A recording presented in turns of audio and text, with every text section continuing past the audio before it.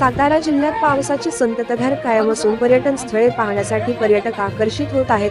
जिल्हा आपत्ती व्यवस्थापन समिती तथा जिल्हाधिकाऱ्यांनी जिल्ह्यातील धबधबे, पर्यटन स्थळे व धोकादायक धरण परिसरात जाण्यास पर्यटकांना सक्त मज्जाव केला आहे. मात्र हे सर्व नियम धाब्यावर बसून पर्यटन स्थळांवर युवक युवती, महाविद्यालयीन विद्यार्थी व पर्यटक पोलिसांचा डोळा चुकून जात असून आपत्कालीन परिस्थिती निर्माण झाल्यानंतर घटना समोर येत आहेत. नुकतीच कास पठारावर स्कॉर्पिओ कार दरीत कोसळून एक ठार तर 6 जण जखमी झाले होते. ठोसेघर सज्जनगड परिसरातील बोर्णे घाटात काल एक युवती डोंगराच्या कडेला सेल्फी काढत असताना तोल जाऊन 250 फूट खोल दरीत कोसळली.